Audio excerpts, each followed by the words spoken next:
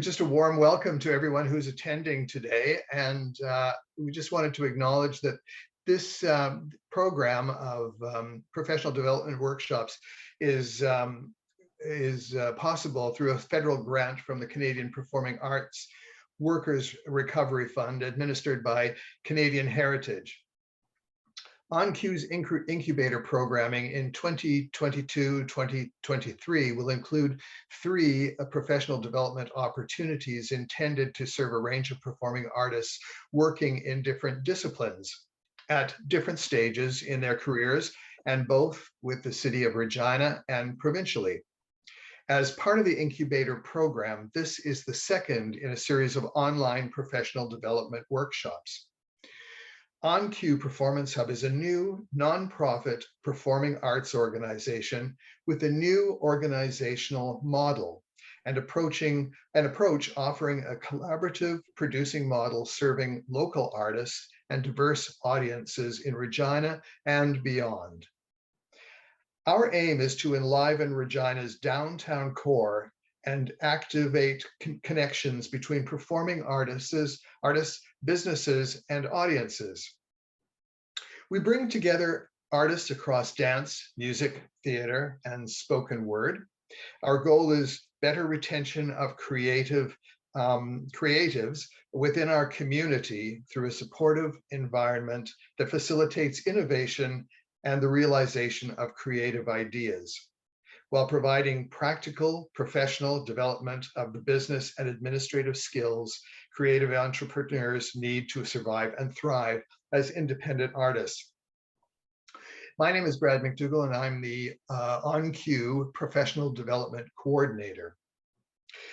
We are grateful to be working on Treaty 4 land, the territory of the Nehiyawak, the Anishinaabeg, Dakota, Lakota, and Nakota, and the homeland of the Métis Nation.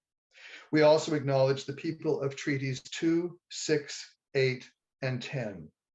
We recognize the past and ongoing harms experienced by these people and embrace a mandate to work with them in fostering greater understanding and a better way forward. Along with us today are our interpreters. Barb Fraze is our first interpreter, and Karen Nurkowski will also be joining in with interpretation. Landon Walliser is our administrator. Also with us today is Marianne Woods and Skip Taylor from the Organization of Saskatchewan Arts Councils to talk about touring with OSAC and to answer your questions. A few house guidelines. We will be stopping intermittently through the presentations to gather questions and then to pose them to our presenters. So please either put them in the chat and we can refer to them there, or at a suitable time, just put your hand up and we'll respond. So now, if you haven't already, please mute yourself, and I will turn it over to Marianne Woods. Thank you, Brad. It's a pleasure to be here this morning, or this afternoon, rather. My name's Marianne Woods. I work with OSAC. I've been employed with OSAC for a number of years, and since 2004, I've been looking after the Performing Arts in Schools tour coordinating, and I am delighted to be able to share some information with you today on OSAC and the opportunities to tour in the province. So I would ask if we could start the slide presentation. So this is the Performing Arts in Schools, the OSAC school model. I should, just a little bit of historical background. This program used to be called Junior Concerts and was a complete separate organization from OSAC until 1994, when they joined the organization. And in the last several years, we changed the name to Performing Arts in Schools, just to expand the whole idea of programming. It's not just about concerts, it's about theater for young audiences and storytelling, mime, magic, and a lot of other multidisciplinary programming. So our agenda today, the next slide, thank you. Okay.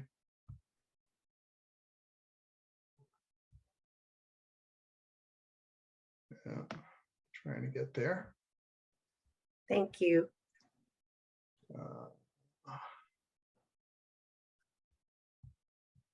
See if I can get this up there. There we go. Thank you. We're going to talk about the program description first. And as you can see, we'll do the program description, the application process. So the program description, yeah, you can go ahead, Brad. Each year, Saskatchewan students, many of whom live in rural areas, enjoy music, dance, drumming, mime, theater, magic, storytelling, and circus arts performances. And each fall and spring, the professional performing artists from Saskatchewan, Canada, and beyond are selected by a jury of teachers, arts educators, and youth for their artistic excellence and special ability to interact with and relate to student audiences. The study guides with suggestions for pre and post-concert discussion and activities are sent to schools before each tour. And on our recent touring year, we presented 25 virtual and 59 in-person presentations with the following disciplines: world music, hip hop, hoop dance, and circus arts. 65 schools were involved in 46 communities throughout the province, presenting to a total audience of approximately 20,427 students and teachers. So our application process, the school tour coordinator, that's me, emails application and touring handouts to school artists in early April of 2023. And we always plan a year in advance. So the next deadline to apply is June 9th, 2023 for the fall 2024, spring 2025 touring season. And I should explain that because of COVID, we didn't have an application process for a couple of years because we were playing catch up with the artists that had already been contracted. So we were fortunate this past year to be able to have an application process for the upcoming school touring year, which will be fall 2023, spring 2024. So our jury meets in July, and prior to the jury meeting, I will send out a summary of the applications that are received. Usually we receive about 21, between 21 and 22 applications from across Canada, Saskatchewan, Alberta, Manitoba, Ontario, and also the US. So the jury gets an opportunity to view the descriptions of the artists, their fees, and also video links, which helps them prepare for the jury. So the artists that are applying are notified of their results by July 31st at the latest. And the artists are selected to tour based on the quality of their performance, their professionalism, ability to interact with the student audience, educational content and curriculum links, diversity and inclusion, and their fee. And out of the artists that are that apply, 4 to 5 touring artists are selected each fiscal year. And I should explain, it's a little bit different in the school touring program than from the community program, that artists do not have to apply, that are applying for this program do not present a live showcase performance. The selection's based solely on the strength of their application. So the next area is the application content. Now, the application, and I can certainly, if people are interested, email a sample of what the application looks like so you have an idea. It is a fillable application that will be sent out. Your contact information, a description of your show, and a study guide is something that is very important to include. A video link to your promo and or your full show clip. Your fee, travel and accommodation costs need to be included in your fee because that's an important block booking process that OSAC has. So for example, there's some artists that are touring currently with a cast of 3 and a stage manager, and their fee is around $1,000 per performance. And the thing with OSAC is that each school in the province pays the same fee, no matter where they're located. And so that's an important thing to include in your fee. The dates available that you're available for touring, the number of performers, do you perform in French or other languages? Because we do have some schools that are bilingual and have French immersion programs. Your setup and strike time, any additional technical requirements that are needed. In most cases, lighting and sound are the artist's responsibility.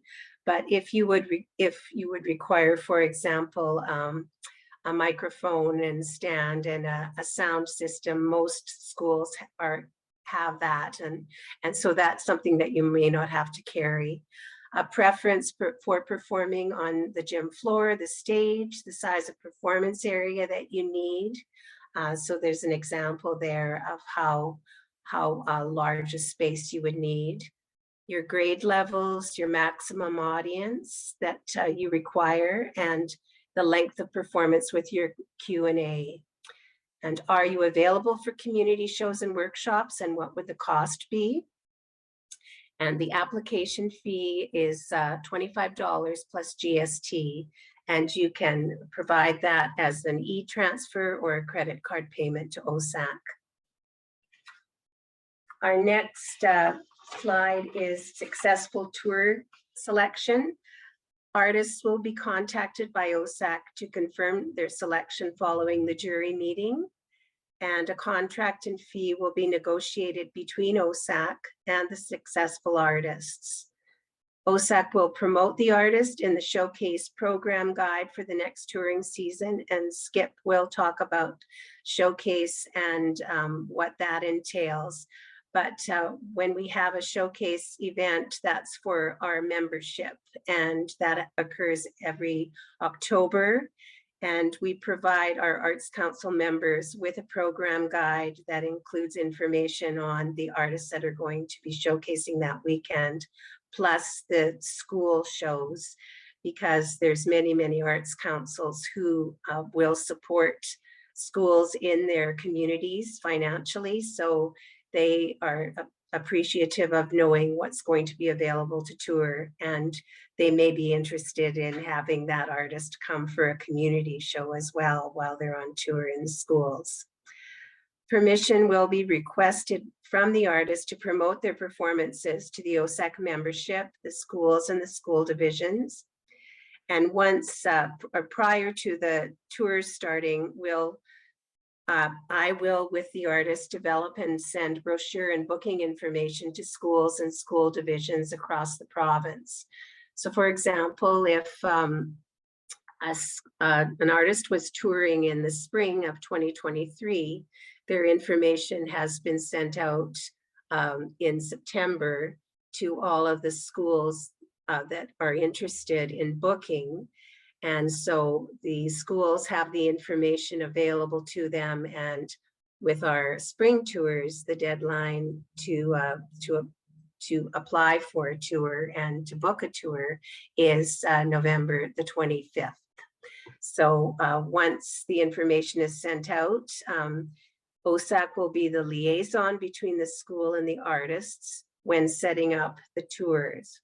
There's a question from Jane, what kinds of resources may be available to artists in regards to developing a study guide Well, Jane, I would be happy to provide examples of study guides that have been used by artists in previous tours and current tours that would give you an idea of the kind of resources that you could work on in developing your own study guide. Does that answer your question?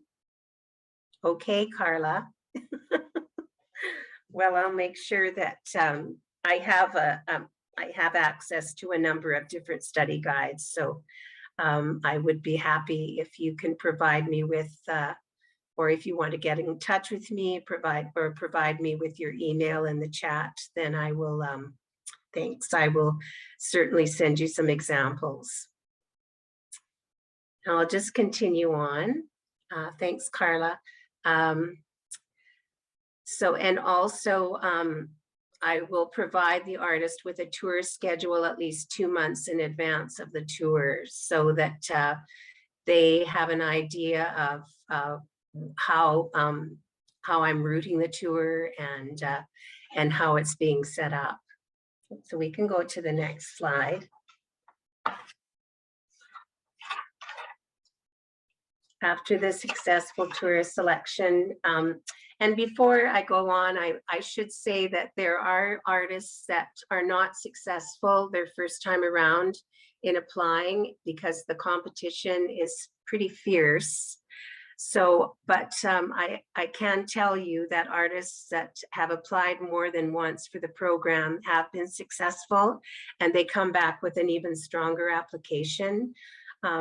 During the course of the jury meeting, we ask for feedback on each artist, and that is provided to the artists that are successful and the artists that are not successful, so that will help them in developing a stronger presentation and show. Now, what OSAC provides to the artists, we collect all the booking requests from the schools and set up the tour routing. I review, once I have all the bookings in and I've set up the tour, I review the tour schedule with the artists, and once finalized, confirm with each school booking. And sometimes there is a bit of a shift in the tour schedule between the time that I set it up and I give the final dates to the artist.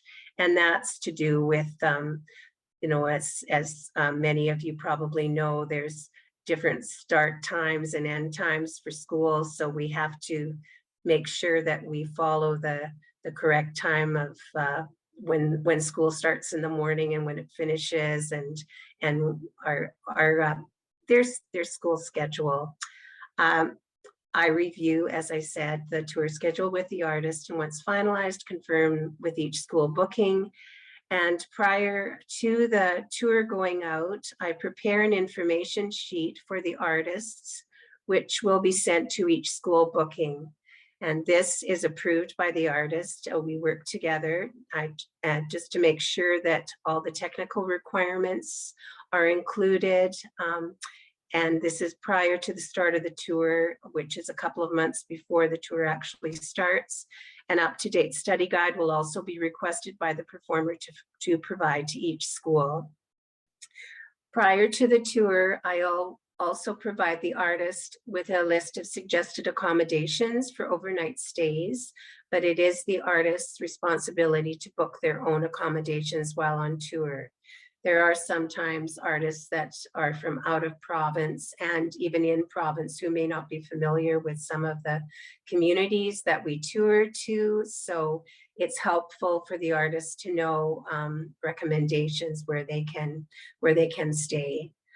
I keep the artist apprised of any schedule changes prior or during the tour, and I troubleshoot on behalf of them.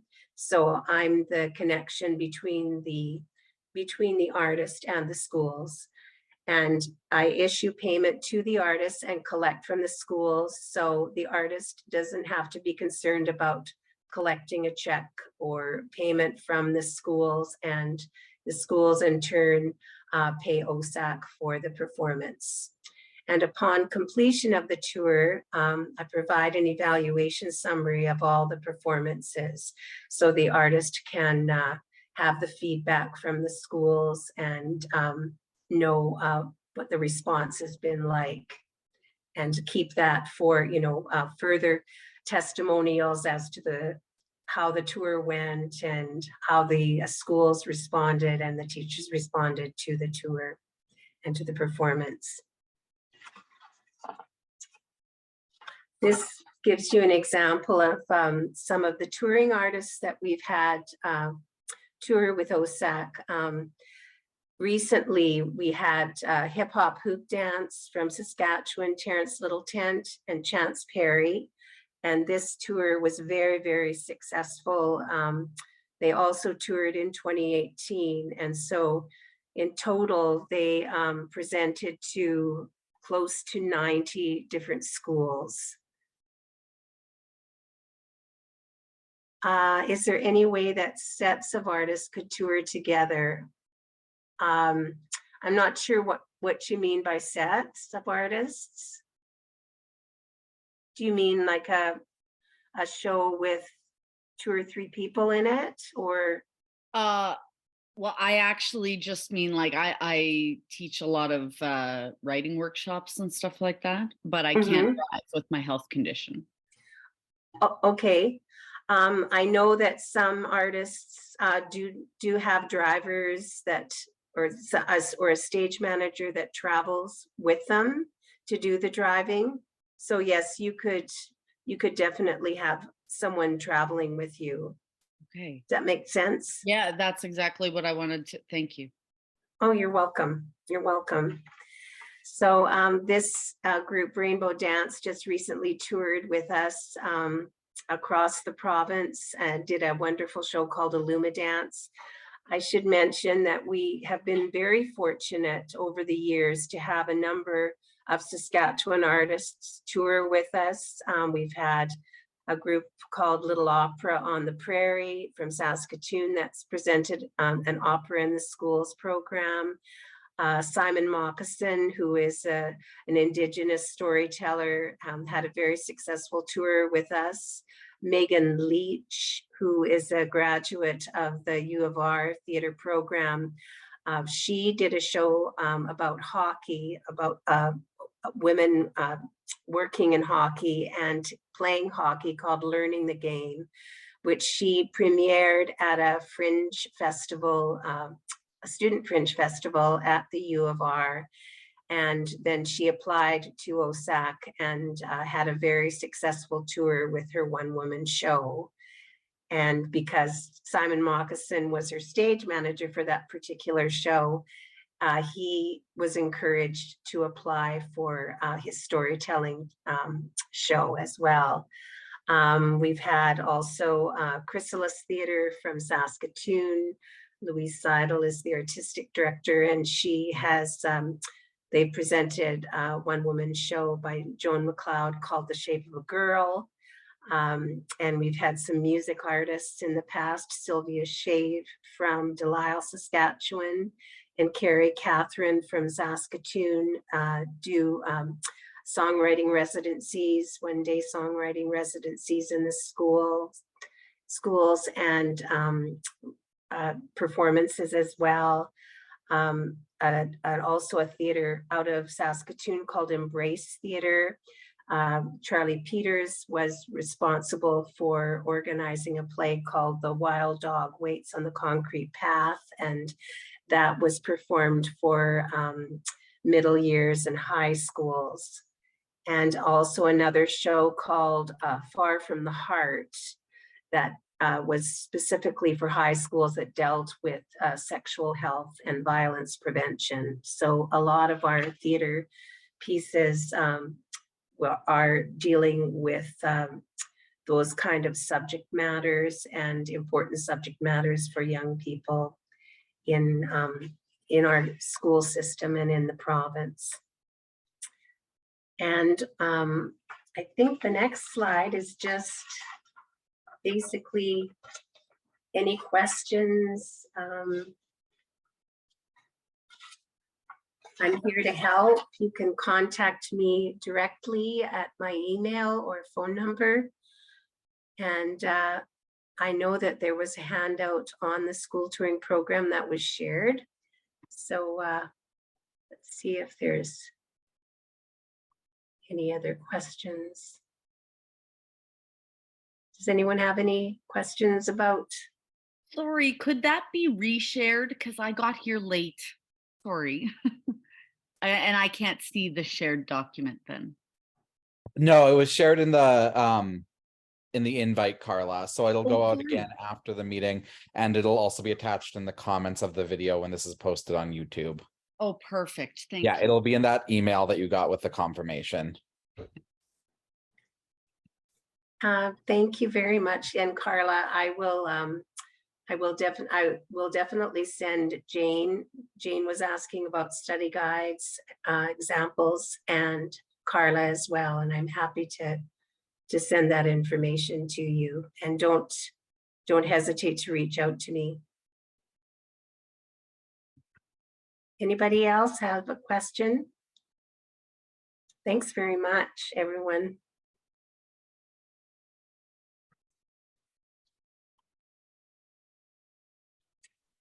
Okay, if there are no more questions on the school tours, I'll flip the whole presentation over to Skip and give me a moment here to share my screen again.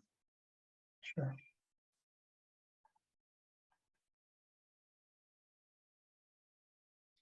Here we are, and we'll give it a, oops, let's go back one. There we Awesome. Hi, everybody. So I'm Skip Taylor. I'm the Performing Arts Coordinator at OSAC, and I handle all the community touring shows. So really the difference between community touring shows and school shows is the community tours generally happening in the evening and our ticketed performances. So our presenters typically do a concert series every year, sometime between generally August 1 and May 1. And they present somewhere between 3 and 10 shows during that time. So they sell their communities a season ticket, and that's kind of how it goes. Before we get into my presentation, I did want to just talk about the presenter networks. So at OSAC, we have 3 programs that we run: my Performing Arts Touring Program, Marianne's Performing Arts in Schools program, and a visual touring arts program. All the other provinces have some sort of regional presenter network as well. So Alberta has Alberta Arts Touring, Manitoba has the Manitoba Arts Network, the East Coast has Atlantic Presenters Association, Ontario has Ontario Contact, BC has BC Touring Council, and there's ones for the North, and they also exist in America as well. Our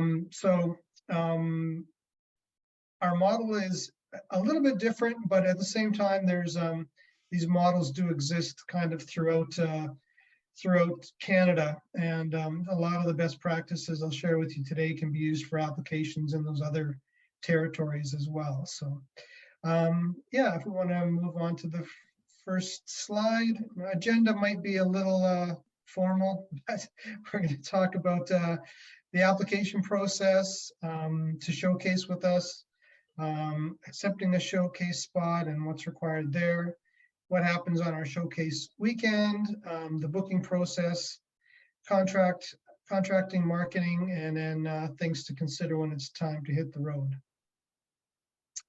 So we can go to the next slide.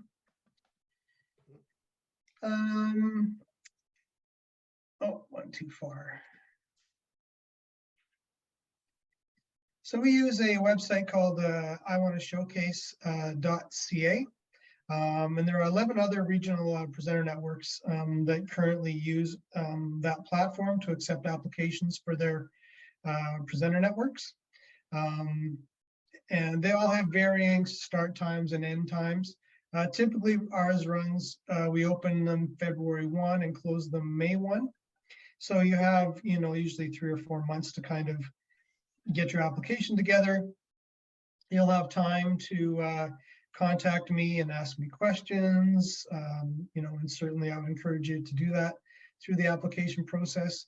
We do charge $50 per application and a discounted rate for Saskatchewan artists of $30 to apply, because we do definitely want to encourage Saskatchewan artists to apply. Once the applications are accepted, the jury meets in June, and we look at the quality of the applications, professionalism, marketing and booking potential, and the fee structure of all the applications to come up with the selections that we're going to put through. The jury also will consider diversity of genres, ethnic diversity, representation of marginalized groups, and genres in the selection process. It is very competitive. Committing to the OSAC all-in pricing model is a big deal. I'll get into that in a little bit. To give you an idea of how competitive it is, there's usually 14 or 15 artists selected out of usually about 125 applications. So it is quite competitive there. So yeah, I'm gonna head on to the next slide. So once the jury is met and they've made their selections, I then contact all the artists and get them to register, submit their tech requirements and those types of things. Accepting a spot means that you will attend our showcase event, which is the weekend after Thanksgiving every year. Registration for the conference is usually around $300, and that includes a table in the trade show area, or we call it an exhibitor exchange, and includes meals for one person, and gives you a 20-minute showcase spot during one of the 3 showcase performances we have during the weekend. And that also includes 40-minute rehearsal and sound check as well. One thing we do always like to stress is that the showcase performance should be as it will be submitted in the application. And that should also be the same show that you plan to tour. So for example, if you submit for a 3-person tour, a stage manager and 2 actors, for example, and that's the way you showcase, but then you come back and say, actually, we want to tour with 3 techs and 2 performers, and we need more money. That's, not gonna really work. Our presenters are likely gonna say, I think we'll look for something else to book. So that continuity of what you're applying with, what you showcase, and then what you plan to tour is pretty important in our booking process. Okay, we can move to the next slide. So on the showcase weekend, rehearsals start Friday morning. So you'll likely have to attend Friday and Saturday, or be available Friday and Saturday, with 14 rehearsals and 14 or 15 showcase spots to get done in 2 days. It's just a 2 very long days for the crew. And so there we go. There is a question, can it be different actors? If an actor has a scheduling conflict that needs to be replaced, is that allowed? Certainly we will, be willing to accept that. I think in most cases, we're understanding in those situations. We've actually had a situation where an actor got a very long and highly sought after run in another production. And so we said, yes, it's okay if you want to make that change. We expressed the situation to our presenters, and for the most part, they're pretty understanding of that situation. On the showcase weekend, so there are 3 different performance times. There's Friday evening, usually Saturday afternoon, and then Saturday evening, and 5 performances for each one of those sessions. You are expected to attend the exhibitor exchange. So again, this is a trade show area where our members can come around and talk to you after the performances, get a little bit of sense of who you are, and get some bit more information, they may want some more information on your ability to do workshops or school shows, or they may have some technical questions and that kind of thing. And then finally, network. So attending the meals is a really great opportunity to meet our people, meet our members, and get to know them, and get sort of, start to build those personal relationships that can help, help business occur. So that's always good. Great. We can go to the next slide. So I've just got a few photos here of a couple of performances and things from our showcase just this last weekend. So here's Jake Vadaland and the Sturgeon River Boys. So this was their performance this year at our showcase. We can go to the next one. This is a performer named Jack Garton performing his show. Go to the next one. This is just a shot from our exhibitor exchange. So here we have an artist named Diette from the Yukon on the right, and then two of our members having a discussion with her about who knows what, likely her availability and things like that. So that's kind of what happens there. We can go to the next one. And this is just a photo from one of the meals. So again, this is a situation where we do encourage everyone to kind of mix up their who they sit with at meals and get to know some other people and make some of those personal connections in your quest to hopefully get some bookings with our members. Okay, the next one. So after the showcase weekend happens, our members usually have a month or so to finalize who they want to book for the following season. And then the Performing Arts Coordinator, then confirm available dates with the artist and route the tours and confirm venue availability with our members. Typically complete that by the end of December. So we do try to route so that drives on show days are no more than 3 hours and typically run 5 performances a week. That can be adjusted for Saskatchewan artists where travel is not so onerous. So for example, if you're based in Regina and let's say you got 10 shows and you have a full-time job, if you said, is there any way we could maybe do 3 runs of Thursday, Friday, Saturday, and then one of the shows is at Indian Head, I'll just do that run out on a Saturday, that's fine. We can definitely adjust for that. But typically, when artists are traveling here, either driving from Alberta, BC, Ontario, or flying here from Ontario or out east or whatever, then typically that's what we do. We'll run 5 performances a week with 2 days off. And those days will jump around a little bit depending on venue availability. So typically from our showcase, every year we typically book about 150 shows and pay out between $450,000 and $500,000 of artist fees. So there is a lot of, there's a lot of money to be had there, and there's some great opportunities for artists to get work and to tour. So, I feel like even though it's quite competitive, there is some really good payback if you can get through the application process and get to showcase. So, great, we can go to the next slide. Contracting. So once I've got all the requests from the the arts councils, and I've confirmed your availability and I've checked with venue confirmation and we've got a block of dates scheduled, then we'll move to contracts. So with OSAC, we act as the admin center for all of our members. So I do one contract for you for the tour. So let's say if you had a 10-show tour, we would send you one contract. You don't have to contract individually with each venue. It's just one contract with us centrally. And then we also would handle the payments for that. So generally what we would do is send you an e-transfer or an EFT or a check, whichever you prefer, on the first day of the tour for about 30% of the total tour fee, and then pay you the final 2/3 on the final day of the show. And contracting usually is January to March. So for example, our showcase that happened this October, I'm still collecting interest from our arts councils here till the end of November.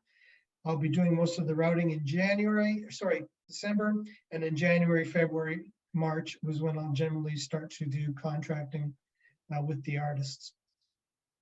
Okay, we can go to the next slide. So marketing, once we're in the contracting stage, we will confirm marketing materials with the artist. So we want to make sure that we have an accurate photo, an accurate write-up, and those types of things, so that we can start to get the brochures and posters for the membership together and make sure they have accurate information for any of their local marketing they want to do. And we do use these assets for social media posts and website listings. So we'll typically do, a Facebook post for every tour that we do, Facebook, Instagram, Twitter, and that kind of thing. And we do press releases as well. So we'll do a press release for every tour. So we have noticed quite a bit lately that there are some online portals that are picking up those stories. So Sask Today, I think there's the Northeast Observer, which has listings from Tisdale, Melfort, Hudson Bay, and that area, Nipawin, and things like that. So there does actually end up being a fair bit of press generally around some of these performances. And certainly we would, any interview requests we would get, we would certainly forward on to you or your team to hopefully get those looked after in advance of the tour. Okay, we can go on to the next slide. So hitting the road. So once we've contracted, this is a long process. From the time you apply to the time you actually hit the road could be as long as 18 months. So as I mentioned, if you put your application in February 1, the first day they're open, then you showcase in October of that year, your tour may not be until March and April, a year and a half from then. So for example, the artists that showcased for us in 2022 in October, they may not actually tour until March or April of 2024. So it is a long lead time. It takes us a long time to put 150 shows together on a calendar, and make sure there's enough space between all the performances for each of our members, and your availability on all those types of things. So it's not typical musician touring where you say, oh, I want to tour Canada. You phone a bunch of clubs and you have it booked in 3 months. It's a much larger kind of project. So typically what we will ask you to do is 6 to 8 weeks before the tour starts, we will ask you to advance your performances. So we will provide you a list of contacts for each of our members. And at that time, during those calls or emails, you can confirm your load-in times for each of those venues, the number of loaders you require, any additional technical requirements you need, and confirm any accommodations. Typically, OSAC members generally request that you would include the cost of your accommodations in your artist fees and ask you to book your own accommodations. But we do ask them to check in with you and find out where you've booked and make sure that it's not a terrible place to stay. Make sure it's clean and that sort of thing. And as I mentioned, we generally will provide a payment of 30% of the fee on the first show day and the final 70% on the morning of the final show. We do collect evaluations and share them with the artists after the tour is complete with all the members.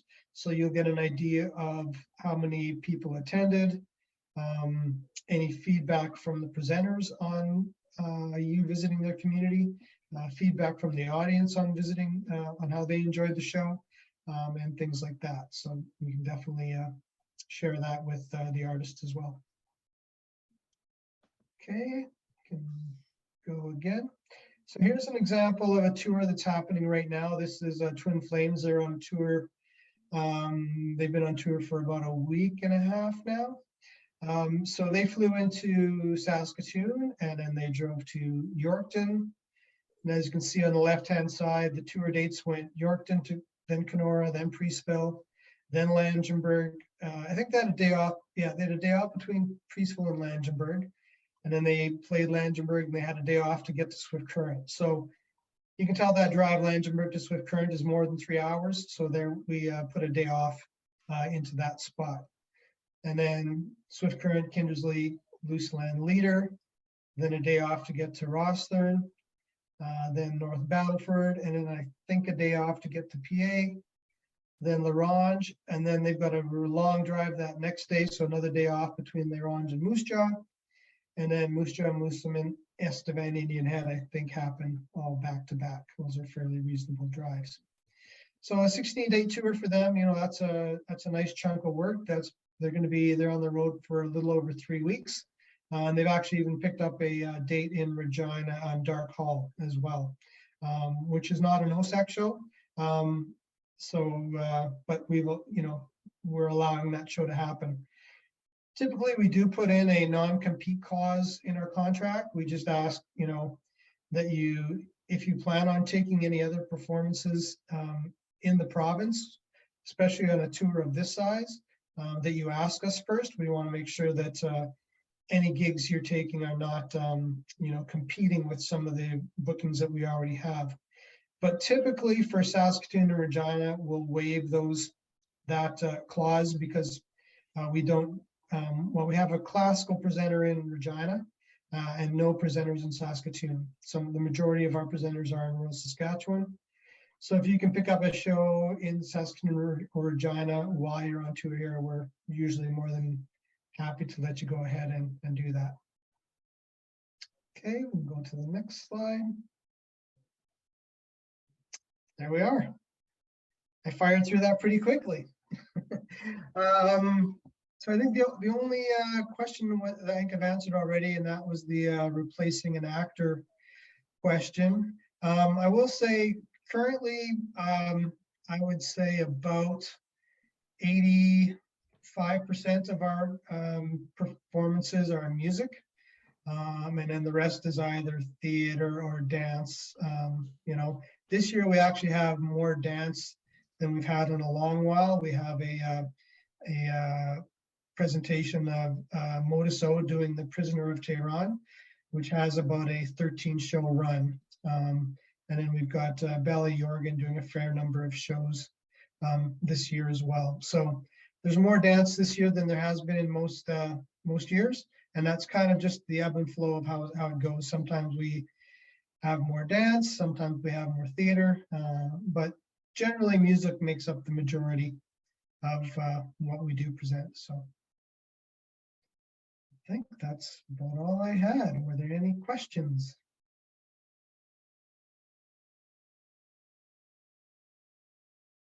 I do have a question. Yeah. Is there ever is it more performance focused? Like on the school side, you saw potential for both performances and sort of workshops. Is that something that's ever done in this setting, or is it just performance? No, there are some workshops and school shows sometimes worked into tours. I meant the adult part.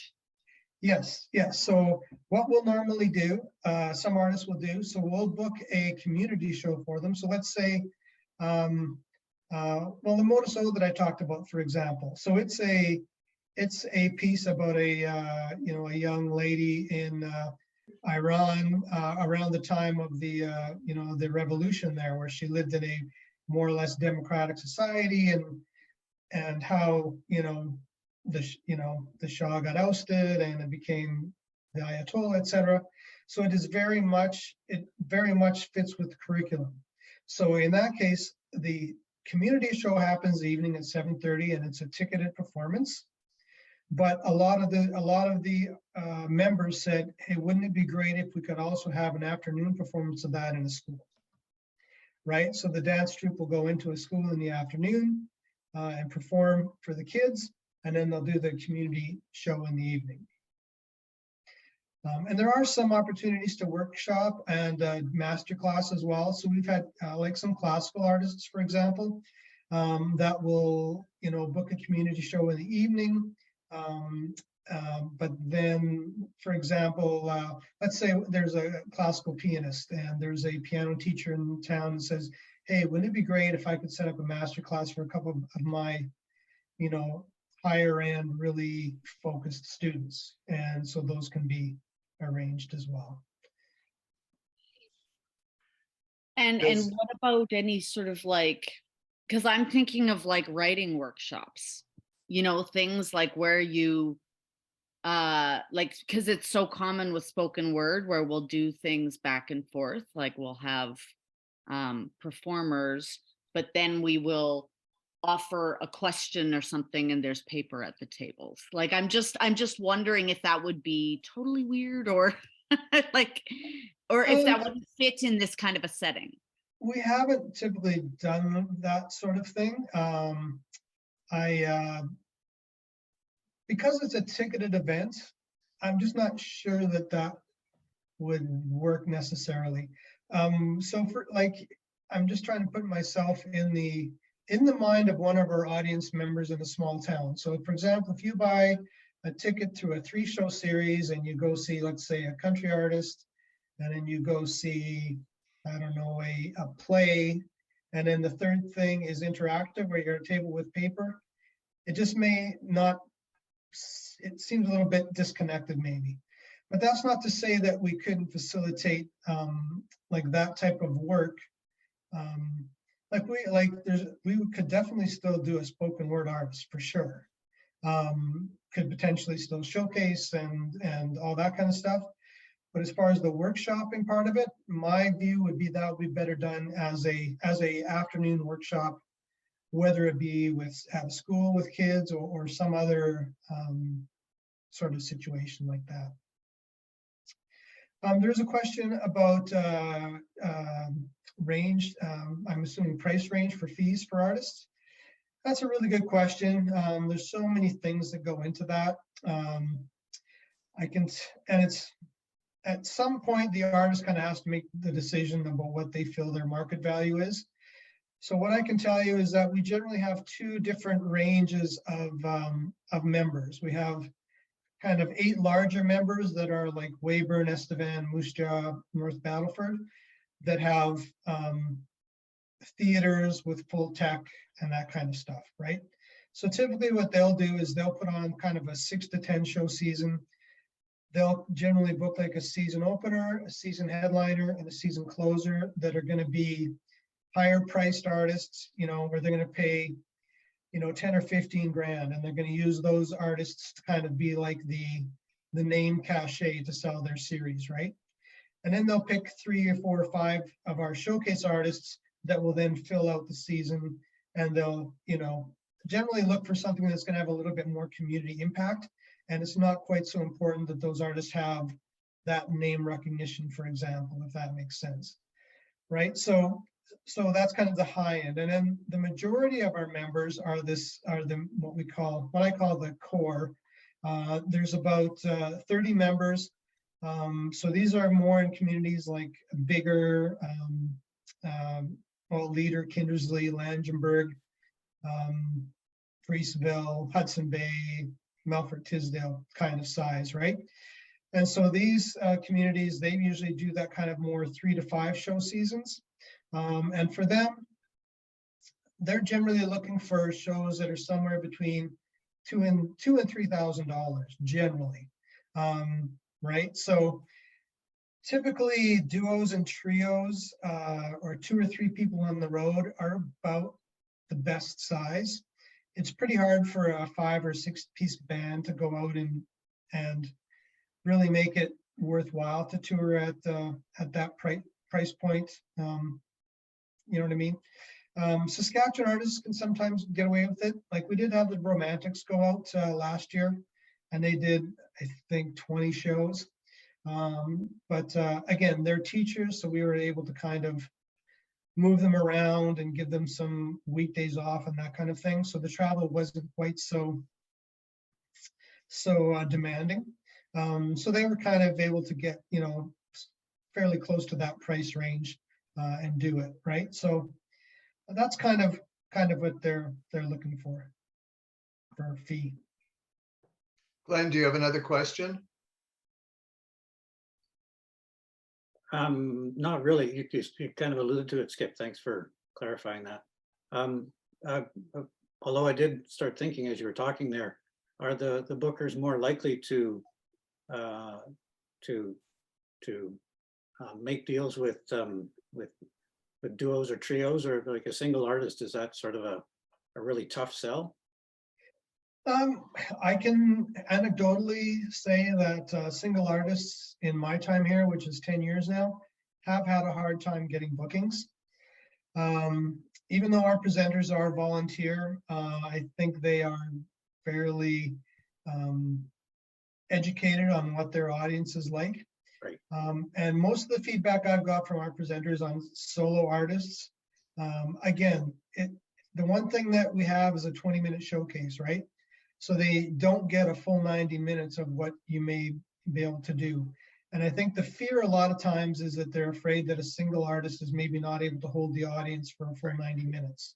Yeah. And I think the general feeling is if you have a duo or a trio, at least there's some of that inter-member banter and joking around and stuff that can kind of, add some levity and maybe help keep the audience engaged throughout that 90-minute performance. It's not always the case. There has been solo artists that have toured. I mean, there's always, it's art, right? So there's always exceptions, and there are solo artists who are absolutely engaging. So it really, it's hard for me to say definitively one way or the other, but just anecdotally, my time here, I would say that it has been fairly difficult for solo artists to get work. Okay, great, thank you. Yeah. What about if, like, I don't know, I'm just like, what about if we pitched a show that was like the Vinyl Cafe, where like like there'd be a poet and there'd be a musician and there'd be a something else. Like, is this sort of a thing, It could be. So it's not exactly that, but we did do a Jeffrey Straker and Friends tour a few years ago. So it was Jeffrey, Jack Semple, and Annette Campaign. And they each kind of took turns doing a couple songs, and then they did some songs together and that kind of thing. So to do a variety show like that, I don't think that that's a bad idea. I think the issue you would have would really be how do you market that in a 20-minute showcase? Do you know what I mean? Like, how do you pick 20 minutes that's going to be representative of what a 90-minute show is going to look like? And then you got to think of the cost of having, 3 or 4, 5 people on the road, and that kind of thing, right? You've got more hotel rooms, you've got more per diems and those types of things. But I still think that there is the opportunity for it to work. It's just, is it the right mix of artists? Like it's hard to say. If you put something like that together and you want to talk to me about it, and you have some material you'd like to share with me and get my ideas, I'm more than happy to give you my thoughts on it. I kind of love the idea, honestly, but I just would have to have a little bit better sense of what it actually looked like before I'd have an idea of what, if I think our members would be engaged and be interested in booking it. Marianne, you have your hand up. And certainly I just wanted to add to that, when you talked about Vinyl Cafe, like my history with OSAC, we did tour Stuart McLean and Vinyl Cafe to some of the communities in the province, not to all of them, but to some of the larger ones. And he was very successful in terms of, getting that show out there, because he was in the province doing other shows in the larger centers as well. So it was certainly well received from my recollection. Thanks.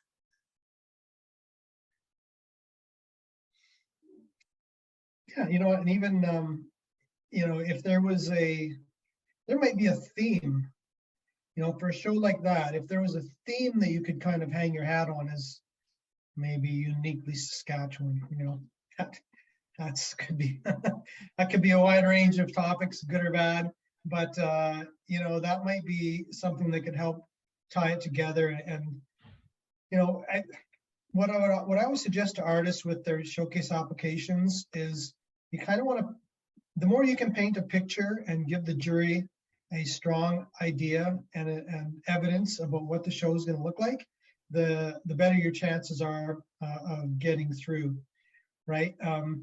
You know, with 125 applications and it being so competitive, it's just human nature that they'll look for things to pick apart early, right? Like, oh, they don't have this. Oh, they don't have that. Oh, they don't have this, right? So the more defined and the more evidence you can provide to show what the actual show would look like, and they can feel confident that putting you through, that they have a very good idea of what the showcase will look like, the better your chances of getting through.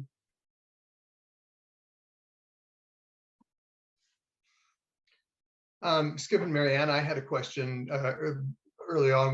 We talked about just before we started the whole presentation, and that was really, is there a possibility of dovetailing a tour from Saskatchewan into either Alberta or Manitoba, or can you link a tour from Manitoba to Saskatchewan to Alberta to, you know, increase the your exposure, I guess, and increase your profit?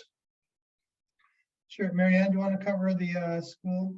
In terms of the first? school tours, yeah, you definitely can connect, whether it's through an agent or an artist, to make the tour more fruitful for the artist. We have in the past had artists touring in both Alberta and Saskatchewan just to make their tours a bit bigger and make connections with the schools there. So no, that has definitely happened. And in our community program, I would say the same thing goes. We, so for like a tour like Twin Flames that I showed earlier, it's unlikely, because it's such a big tour.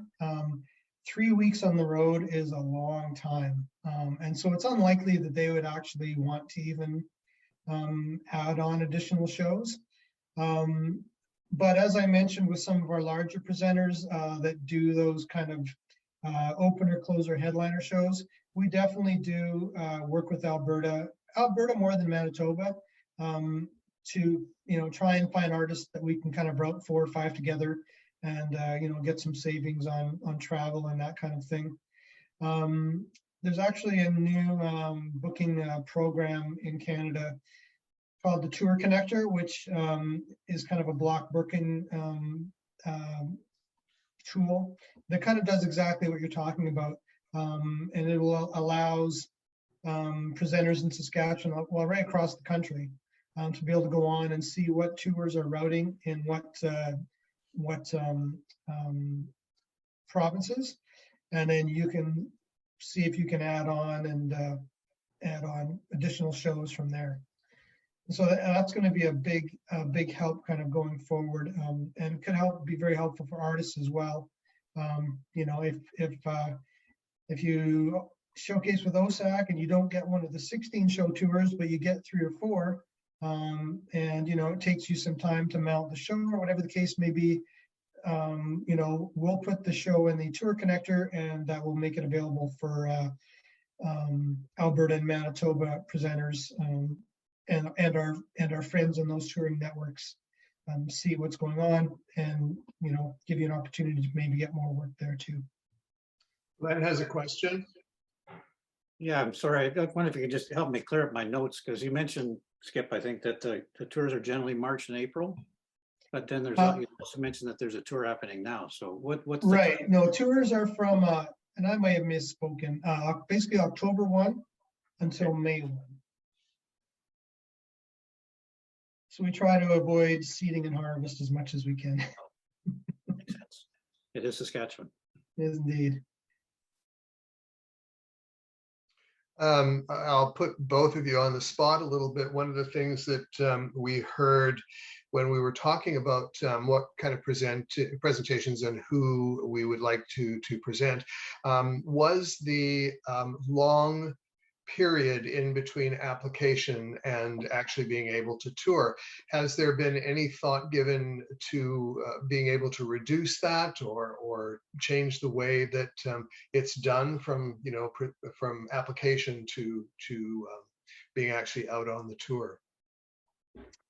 Well, I can speak for my program, and I would say no. I need all that time to basically run all the algorithms to figure out how I'm going to, you know, cram 150 shows into, you know, basically October, November. We don't present anything in December, and then January, February, March, April.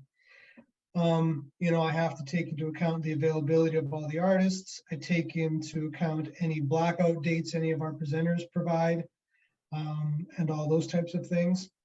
It's very difficult to do it much faster, honestly. And then our presenters need time to sell their tickets as well, right? Because they sell a season series, the OSAC model for years and years has pretty much been that the presenters will sell the tickets for their next season on the last show of their current season. So for example, we're in the 22-23 season right now. So in March and April of 2023, they will be selling tickets for the 23-24 season, right? And it's really critical for them to be able to have those tickets on sale that early, so they, as volunteers, they can get some money in the bank over the summer and not feel this huge pressure to have to try and, you know, sell tickets and do a big ticket drive, say September 1, or you know, feel like they're going into their first show of their season in October and really feeling the pressure of having to sell tickets. You know, they're all volunteers, and you know, I like to use the word volunteer capital. There's only so much volunteer capital they all have. You know, if we somehow tighten that up to where, you know, they couldn't sell tickets to September 1, I just think it would be too much pressure and too much demand on their volunteer time, and would make it very difficult for us to continue to be successful that way. And for myself, with this school touring program, we like to give the artist an opportunity to have that advance time to prepare, particularly if they're an emerging artist that the jury says, we see the real potential in this artist, and we want to give them an opportunity to prepare an even more involved study guide, for example. So they have that time to work on it, to work on their show, to curate and do that work, if that makes sense. And also they can plan their year if they've got some other touring opportunities coming up, that they can know that they're going to be touring in the fall of 2023, and they've got other gigs that are happening before then. And I should mention, when Skip was mentioning the touring time frames, we never tour an artist in the schools in December or January or February if we can help it. It would be September, October, sometimes early November. And then because of just the weather in general in Saskatchewan, we wouldn't start a tour until March or April if we absolutely, you know, had to. And because of COVID and having to reschedule some of the tours that we've done, we have actually went a little bit later this year and went into May and June for the tours that we had available. So we want to keep the artist's safety in front and center foremost. Yeah, the other thing I would mention about my program as well is because we sell a season series, or most of our presenters do a season series, it actually reduces the single show risk for any one show. So as you may know, this last, we had some terrible winter weather, late October and in November here. And we had a performer in Tisdale where, I think there was 30 people there, right? Had they been trying to sell single tickets to that show, they would have lost a lot of money.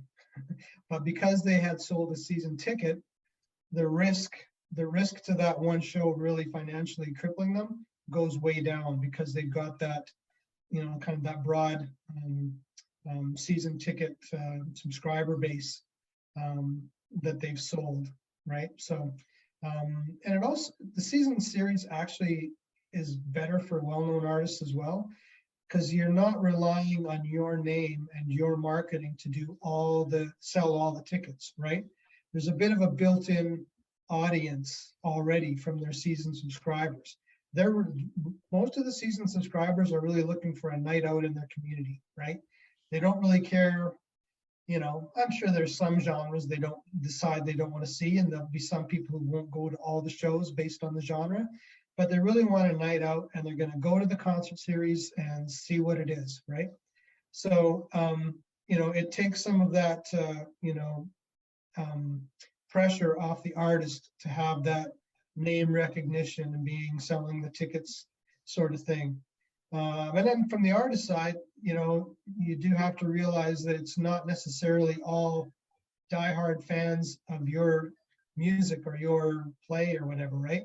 So you do have a little bit of that winning the audience over kind of work to do, right? And I think that's kind of where that, I was talking before about how some of our artists have trouble booking solo artists because they're concerned of that audience engagement piece. And I think that's part of it. If you're a very well-known solo artist, like we had Stephen Fearing touring, for example. Stephen's very well-known. And so there was enough of his fans who would come to make it a good show per se. But an unknown solo artist, where there is not that, maybe that same level of buy-in from a fan base, they feel like it's maybe a bit harder for that solo artist to win over the crowd if they don't have really strong audience engagement. So hopefully that helps. Thanks.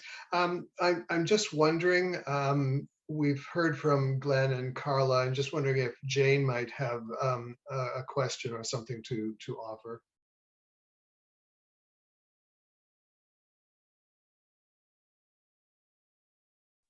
No, I've had all my questions answered, I think.